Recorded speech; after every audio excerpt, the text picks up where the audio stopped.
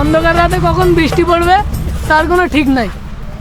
আজব দিনকাল বাড়া, রাতের বেলাও সূর্যের তাপ।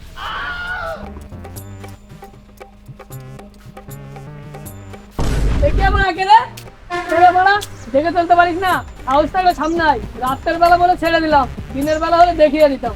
আবে তোর আমি সামনে আছি। কই রে? রাতের বেলা বলে ছেড়ে দিলাম, দিনের বেলা হলে তোর ছোট যে গাঁটটা আছে না, মেরে ভেঙে দিতাম। কান আচোদা নাকি রে বাড়া? কি করে? কই কই সামনে আয়।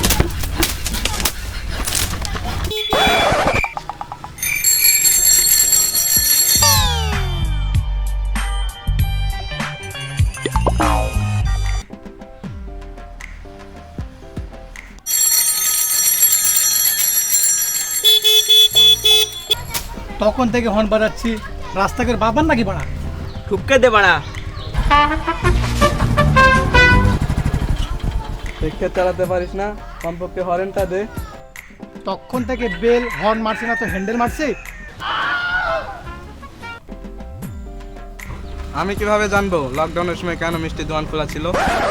এই বাড়া ফর্সা চোদা নাকি রে বাড়া?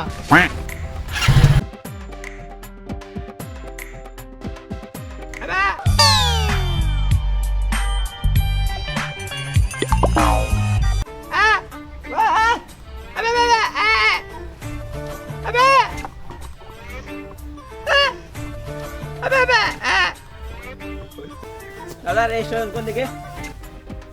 এদিকে?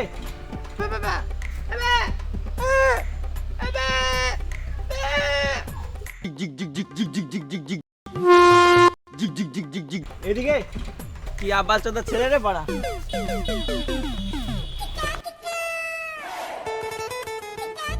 মেহেদি,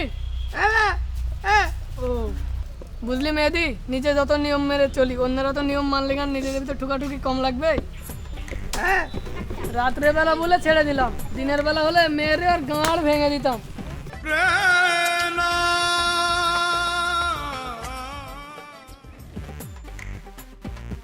যত রাস্তার এক সাইড দিয়ে হাঁটি, সাইকেলের হর্ন না দিলে ওটা কি আমার দোষ?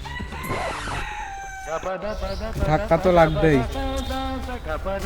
আমি কি করে বলবো দিনের বেলা সূর্য কেন ওঠে? হাই,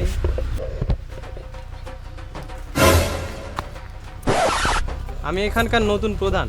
তোমাদের মতো প্রতিবন্ধীদের কাট করে দেওয়ার জন্য আমি এসেছি। আমাদের মধ্যে কিছু কম আছে নাকি? আমাদের মধ্যে কিছু কম আছে নাকি? হ্যাঁ অবশ্যই কম আছে। না না না, আমরা গাঁজা ফাজার ব্যবসা করি না। আরে আমি তো তোমাদের সুযোগ সুবিধার জন্যই বলছি এই কথাটা। আমি কি করে বলবো তোমার ছেলে কেন গাঁজা খায়?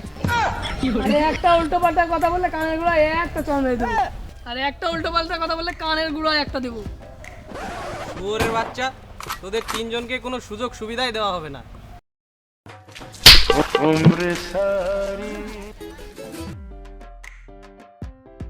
কেন মারলো? তোর জন্যই তো মারলো।